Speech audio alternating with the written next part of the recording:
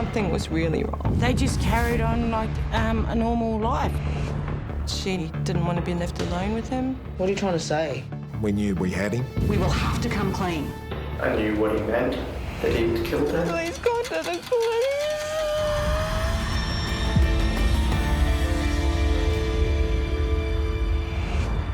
Welcome, I'm Leila McKinnon and this is Inside Crime. Tonight, the tragic story of two daughters lost forever at the hands of people they trusted the most. Rick and Julian Thorburn portrayed themselves as the perfect foster parents who concocted a story to hide a murder from police.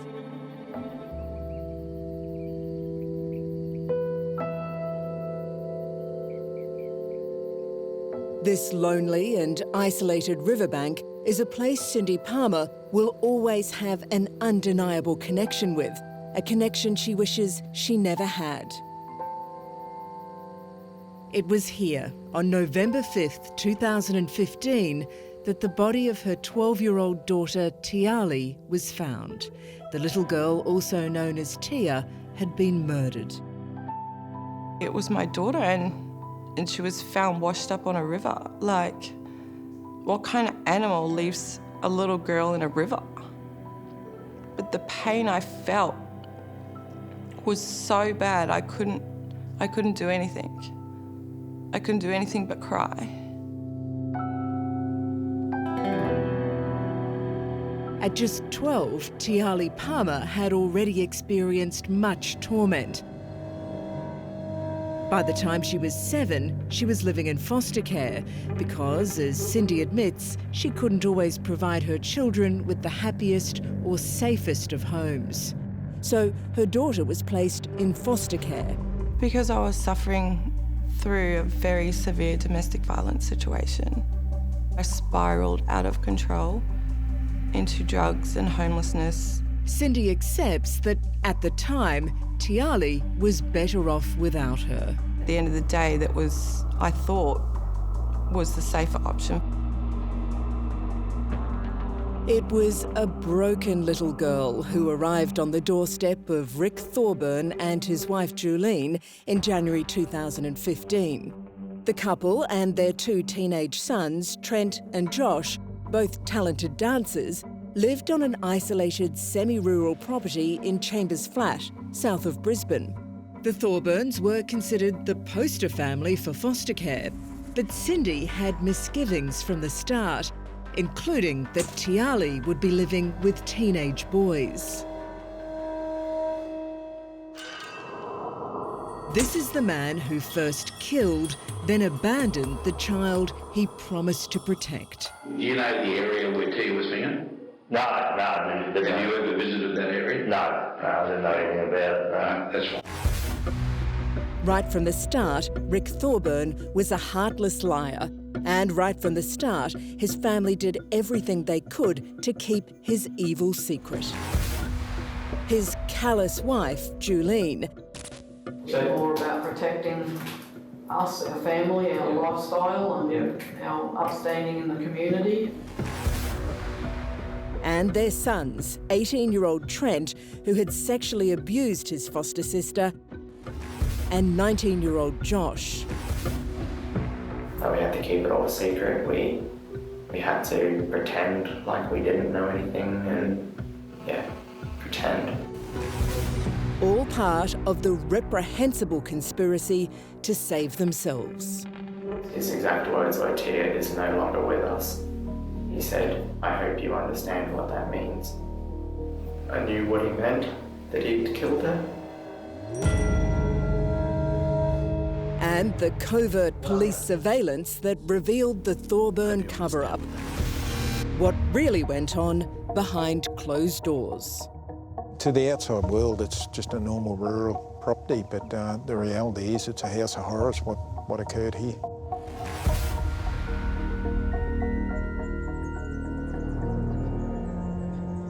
The first ever time that I met Rick, the first words that came out of his mouth were about how he was in a gang when he was younger and he was running guns and prostitutes, and And he was proud of this.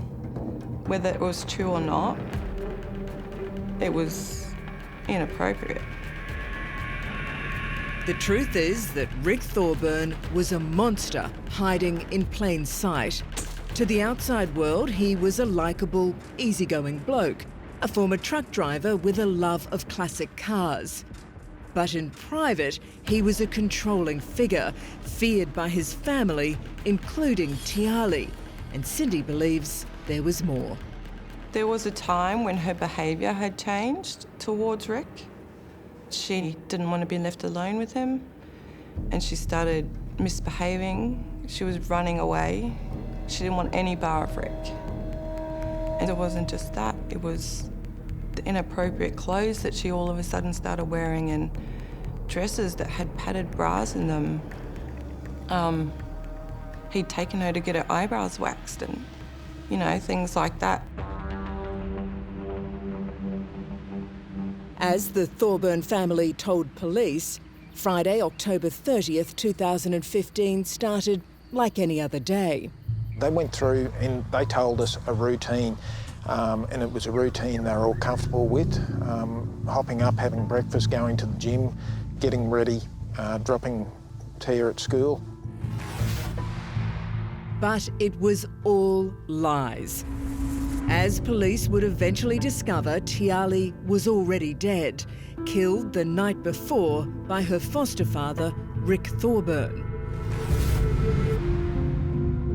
As part of the cover-up, Rick maintained he'd dropped Tiahleigh to school at 8:10. This CCTV footage shows he then picked up spare parts before returning home. Just before lunch, a school counsellor calls to say Tiahleigh is not at school. And when police hear that a 12-year-old girl has gone missing, they immediately think the worst. Police putting up posters, pulling over drivers. A school backpack similar to Tia Palmer's on show again at Marsden State High, the last place she was seen alive. A number of detectives have been tasked to work through a list of local sex offenders and confirm their recent movements. You prepare for the worst, but hope for the best. Detective Inspector Damien Hansen from Queensland Police Homicide ran the investigation. Possibly been one of the most difficult investigations that I've been involved in. Was there anything unusual right at the beginning of this case? In hindsight, yes, there was. Rick's demeanour, his behaviour, he became very emotional right from the start. He's broken down in tears, so much so that the social worker actually had to drive him to the police station to report her missing. What also made Rick's emotional and immediate reaction suspicious was that Tiahleigh had run away before and had always been found within a matter of hours. Tiahleigh's mum, Cindy, was hoping this time would be the same. My heart was telling me that I had to find her and things were going to be okay.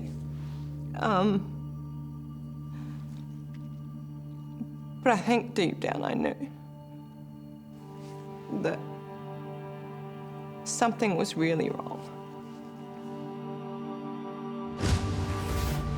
Volunteers trudged through the muddy banks of the Pimpama River, searching for answers. Anything that might explain what cost a 12-year-old girl her life.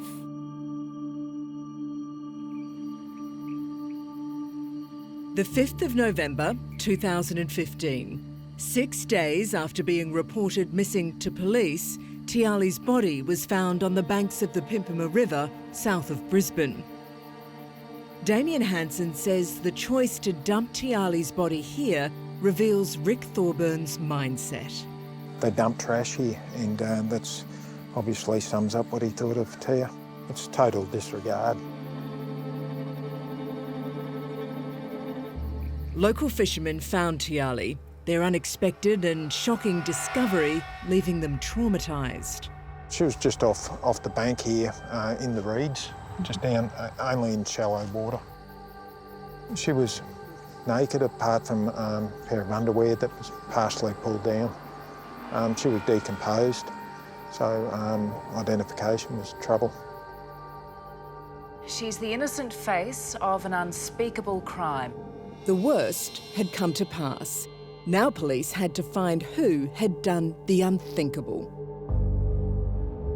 Did we look at Thorburns first? Yes, we did. But you know, there are a lot of other lines of inquiries, and it was a very difficult and long investigation. And new information, Tia may have been planning to skip school the day she disappeared. That would suggest that she probably had a plan to meet somebody. Who, police still don't know. They're again asking for drivers with dashcam footage in the street of Tia's school to come forward. So far, few have.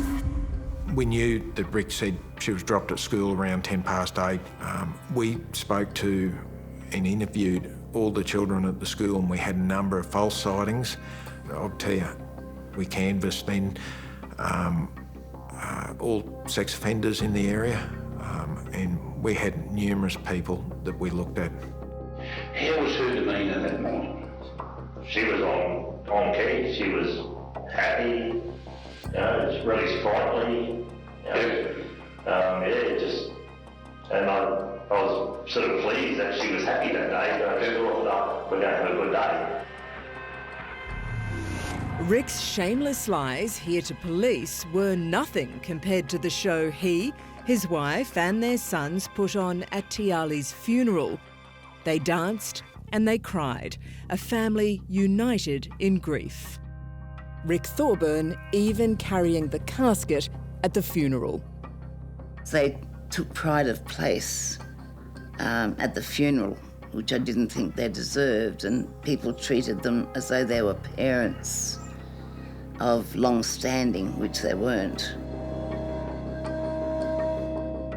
They were acting a part to not get caught. 6 months into the investigation of Tiahleigh Palmer's murder, police still had no concrete leads to go on. We knew that Rick said she was dropped at school around 8:10. We canvassed then all sex offenders in the area, and we had numerous people that we looked at. The Thorburn story was so unshakable they were no longer suspects. There was no forensic evidence, and as for motive, there was no clue as to why this young girl had to die. That was until Crime Stoppers got a tip-off. It was an anonymous call came through and gave us details that there was a Facebook message sent from Trent outlining a sexual activity with Tiahleigh, and that there had been a family meeting the night before she disappeared. This is the Facebook message that changed everything and forced a crisis meeting of the Thorburns. In it, Rick Thorburn's youngest son, 18-year-old Trent, confesses. I'm in trouble and I don't know what to do. He's had sex with 12-year-old Tiahleigh and fears she may be pregnant. Fears too the legal trouble he may be in. I've never had sex before and she made me do that with her. He goes on to tell his cousin, I just want the kid gone and out of my life, but I know she's also a source of income for Mum and Dad as well. The cousin advises Trent to tell his parents, which he says he'll do. You look at the content of that Facebook message, you look at the fact there's a family meeting, and just by coincidence she goes missing the next day. Yes, it's suspicious. Then came the explosive news that Rick Thorburn was also facing multiple charges of sexual abuse of children who attended his wife's daycare centre run out of their home. The authorities were alerted and their daycare centre and foster privileges were shut down 6 months after Tiahleigh was murdered while in their care.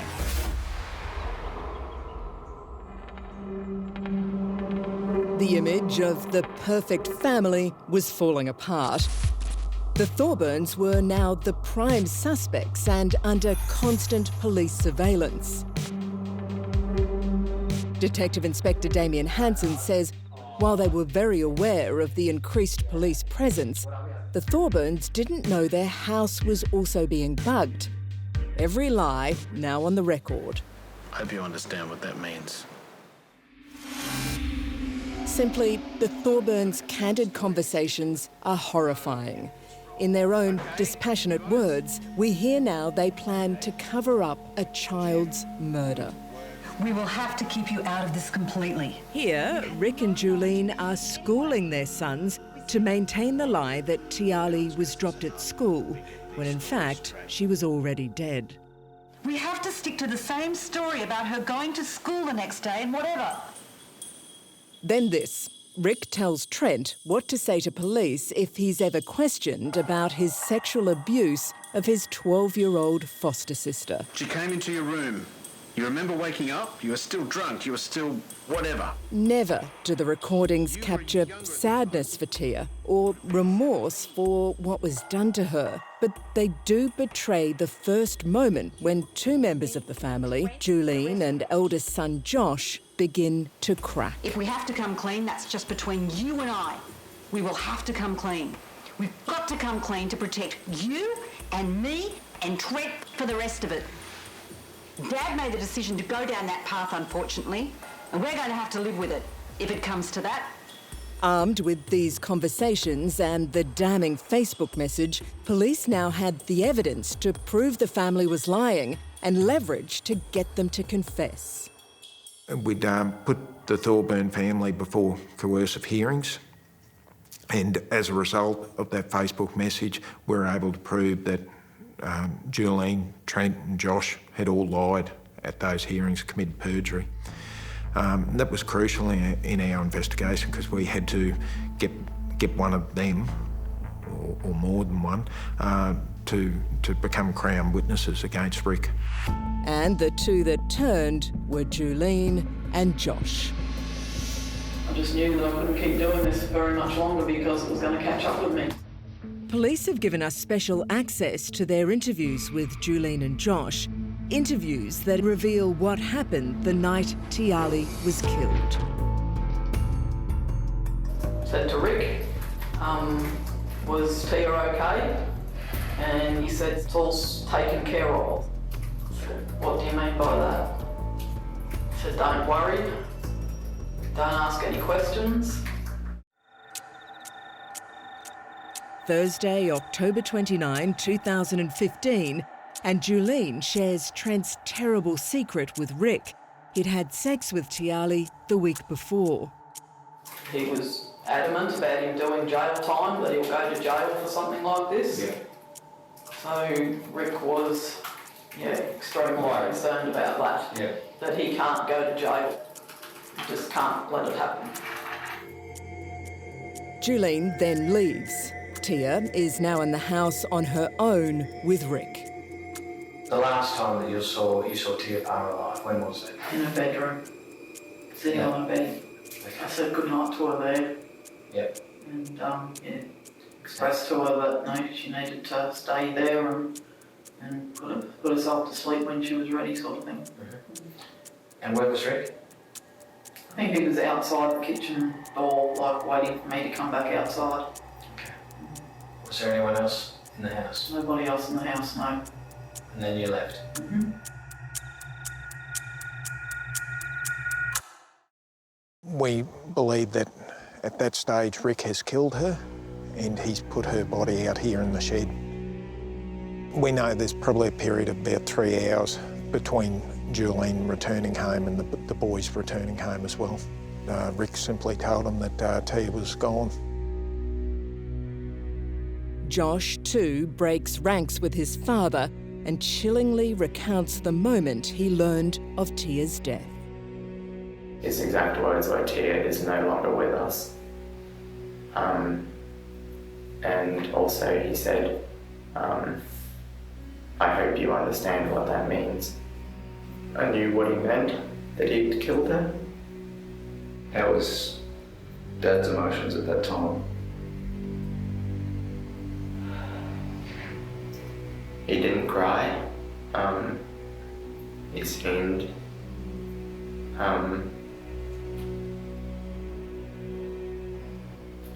quite assured and defensive of what he'd done and why he had done it. Obviously was to protect Trent.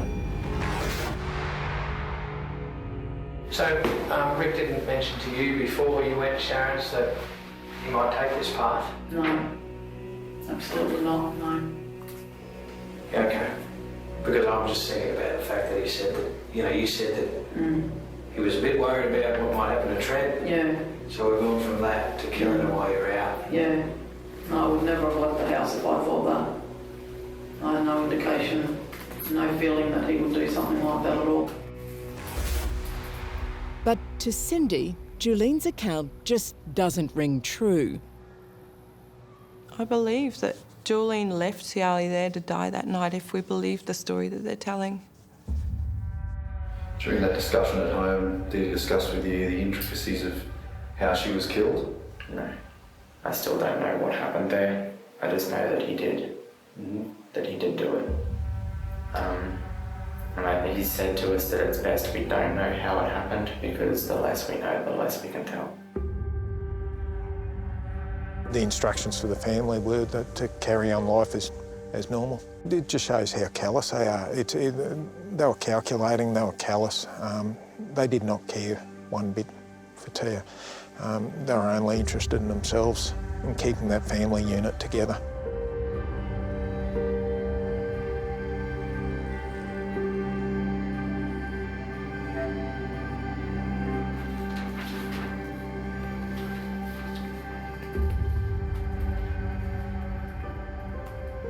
Convincing Julene and Josh to become Crown witnesses against Rick Thorburn was a major win for Detective Inspector Damien Hansen. I was roughly here.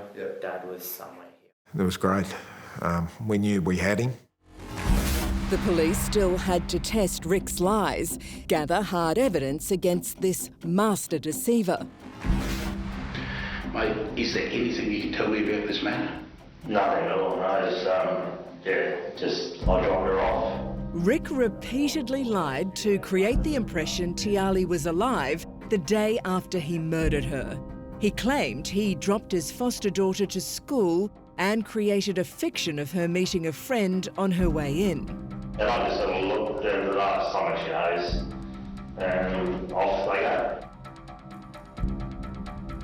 To fool everyone, Rick even drove the school route that Friday morning. He told police he'd stopped for 30 to 40 seconds, just long enough to let Tiahleigh out of the car. We used other vehicles as a reference point. What Rick didn't count on was that police would go back and check his story. With the help of CCTV, they determined he did not stop at the school. He just drove by. They calculated a time difference of 6 or 7 seconds between the white van and Rick's car before and after the school drop-off zone. You can see the white van. Extraordinarily, it's been captured. And then there's the blue car. That's his, and that's 7 seconds difference. So if he's said he stopped for 30, 40 seconds, he hasn't.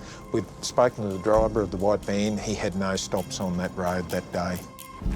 Tiahleigh Palmer is missing, and her foster parent, Rick Thorburn, is being questioned by police. Mate, is there anything you can tell me about this matter? Nothing at all, no. I dropped her off. We used other vehicles as a reference point. He had no stops on that road that day. After his fake school run and some errands, Rick returns home. As if oblivious to the atrocious crime that has been committed under their roof, Julene works in the daycare centre, while Rick tinkers on his car. At 8 p.m, Rick shifts Tiahleigh's lifeless body from the shed to his car to drive her 42 kilometres away to dump her in the river. This time, he's wily enough to avoid detection, despite police collecting 50,000 hours of CCTV footage during their investigation. He was wary of police methodologies. He left his phone at home. He took a route that didn't involve cameras. He took all precautions to make sure he wasn't recorded coming here. Dad said also that he didn't want us home on the Friday night so that he could do what he had to do, which was hide the body. On the Friday night? Friday night, yep. When Tia's body was located, do you remember where you were? Yeah, I remember it coming on the news first thing in the morning, and I was horrified. Just went to my gut straight away, just knew what it was. And I went into him, he was in bed, and I said, a body has been found in Pimpama River. I said, could it be it? He just said yes. Did you ever think about how Tia died? The circumstances around it? Yeah. I don't really want to know how she might have suffered or something. It's very upsetting. But no, I've no idea how she died.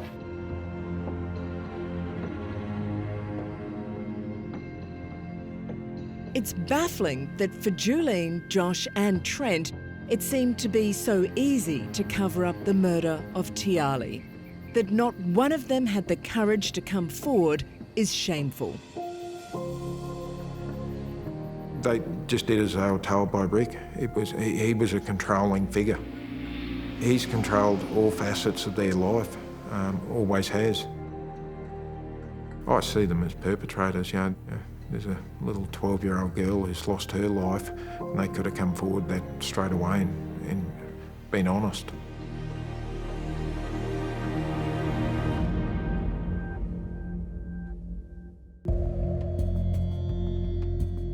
Trent Thorburn was charged and convicted of incest, attempting to pervert the course of justice, and 2 counts of perjury, and served 16 months in jail. His older brother Joshua pleaded guilty to perjury and attempting to pervert the course of justice, as did their mother, Julene. They too were sent to jail.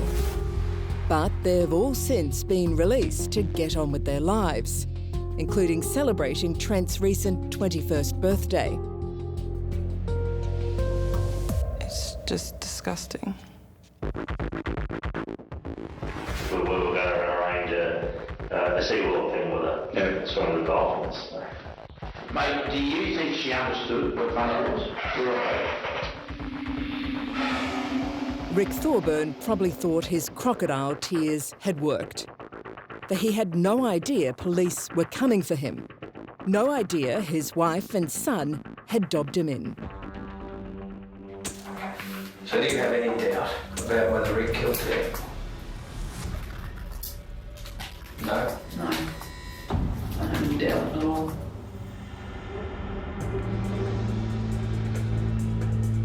Rick was total shock when he was arrested, but he did take a number of pills and tried to suicide. That was his way out. I think he planned that if he was ever caught for it, he wasn't going to face the music. To this day, I've not heard Rick Thorburn say what he did and why he did it. Rick Thorburn was a pallbearer at Tiahleigh Palmer's funeral, knowing all along he was the reason she was there. Today, he admitted to and paid for her murder. Rick Thorburn finally pleaded guilty to murder and was sentenced to life in jail. Your conduct throughout all of the offending is made more shocking for the deliberateness of your actions and your willingness to coerce every member of your family to maintain false accounts in an effort to cover up your despicable behaviour. But by admitting his crime, Thorburn avoids a trial and ever explaining why he did what he did to Tiahleigh. His lawyer telling the court Thorburn was sorry. A day doesn't go by where he doesn't feel remorse for what he has done. But for police, it's not enough. We'd like to hear Rick say why he did it and how he did it. Tiahleigh Palmer's biological mother, Cindy, said outside court no sentence would ever be enough. Tiahleigh was a beautiful young girl who had her entire life to look forward to. Rick Thorburn took that away from me, from our family, and most importantly, from Tiahleigh. The thing that never entered my mind was it was somebody who was entrusted with her care that would do this to her. You know, there's a lot of bad things that happen in this world, and I just didn't see it coming.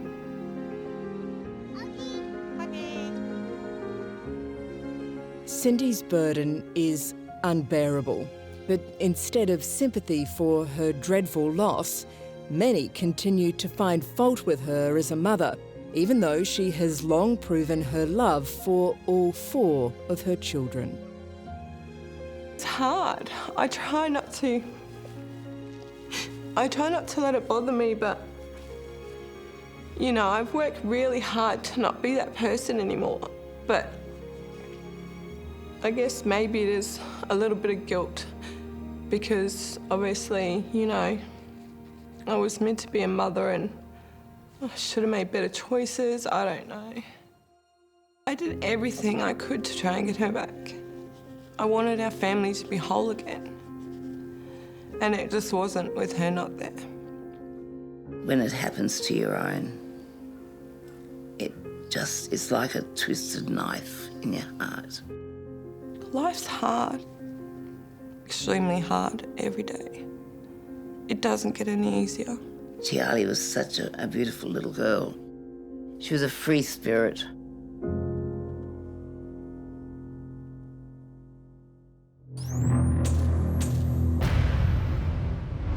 From one young life cut short to the next heartbreaking story of little Kaisha Abrahams, the 6-year-old killed by the people she trusted the most.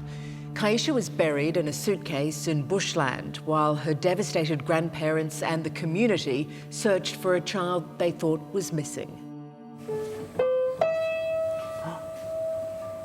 I'm watching. I'm watching. 6-year-old Kaisha Whippet, the cute little girl with the big smile. She was beautiful.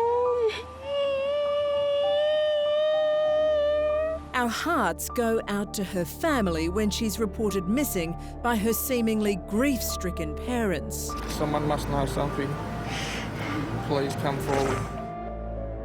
You want to see her? Can they please contact the police? But their tears are crocodile tears. It's all an act. These people are heartless killers. Just hope that she's found as soon as possible. That's what we need. Safe and well.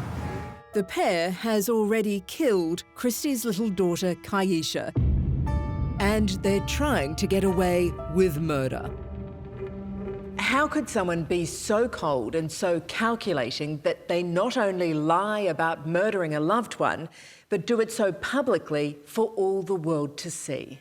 The main motivation for these killers putting on these public appeals is obviously to avoid punishment. They think if they can divert suspicion from themselves by showing how devastated they are, that they'll get away with it. They're quite manipulative and they think that they can control the investigation by talking to the media. She was beautiful. It gets harder by the minute. Hi, I've just gotten up and I went to the toilet and realised that my front door was open and my daughter's not here. The couple's calculated charade begins 3 weeks after they kill Kaisha. Abrahams makes a 000 call reporting her missing. How old is your daughter? She's 6. Have you checked all the units? No, I've just gotten up. Abrahams carries on lying to the operator for almost 5 minutes. She's not here. I looked everywhere. Now, Christy, we have got everybody on their way out there. Yeah. There wasn't that degree of emergency. Yes, she was sobbing, but she was very passive and she wasn't offering a lot of information about the abduction other than what the operator asked her. I expect heartfelt emotion, frantic, panic, concern, worry, safety. I don't see it.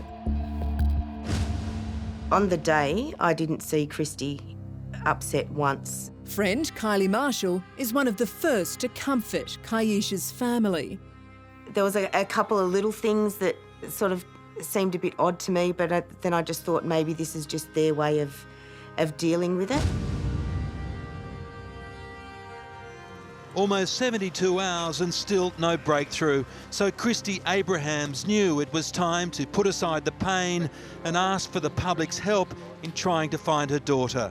It's now 2 days since Christy Abrahams' 000 call reporting Kaisha's disappearance. You want to see her? Can they please contact the police?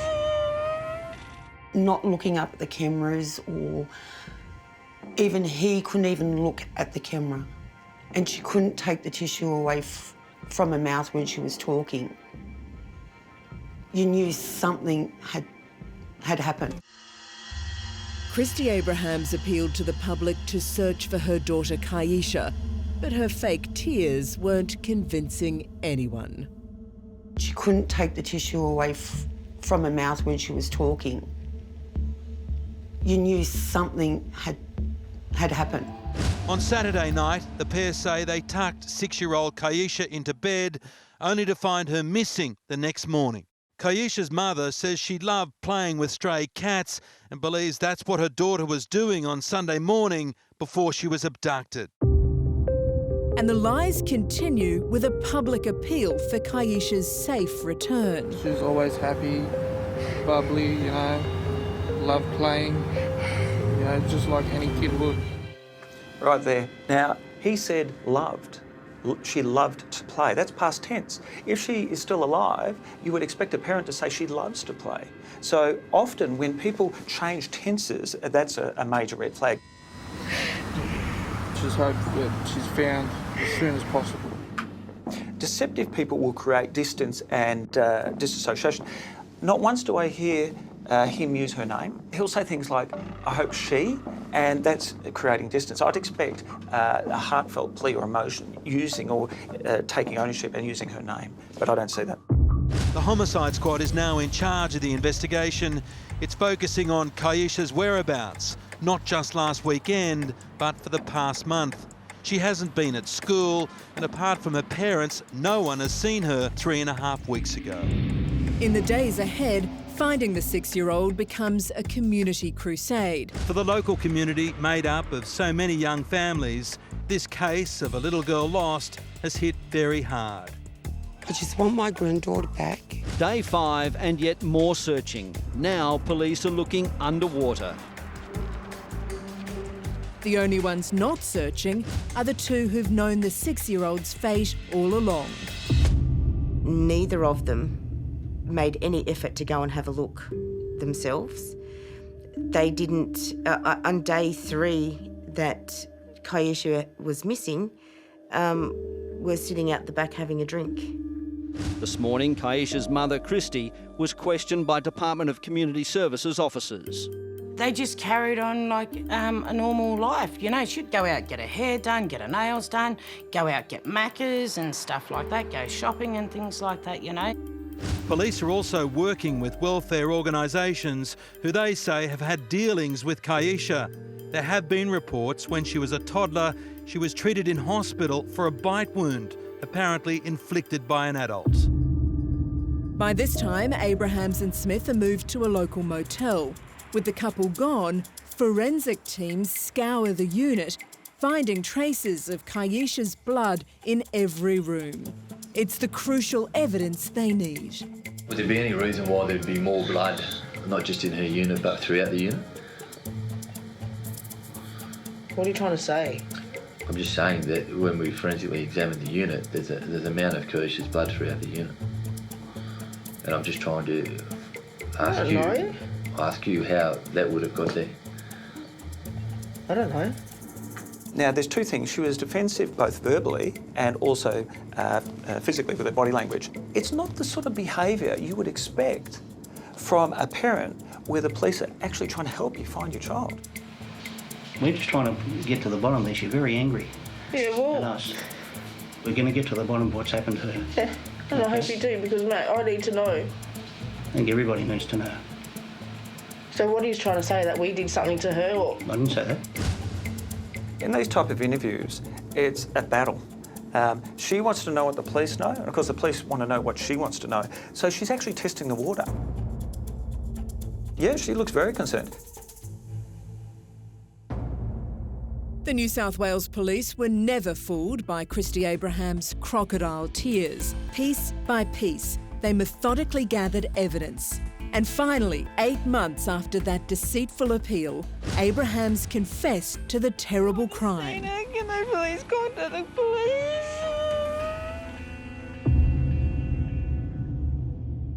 Detectives found Kaisha's body at a remote bush grave on what would have been her 7th birthday. It was Good Friday. when the police officer come knocking at my door at 2 o'clock and told me that they had just arrested Christy and Robs with Kaisha's murder. I think I spent about 24 hours crying. Why'd she have to kill Kaisha? Abrahams is serving 16 years jail for Kaisha's murder. Smith, 12 years. Too young to be taken away. Rest in peace, sweetheart. Ninny loves you.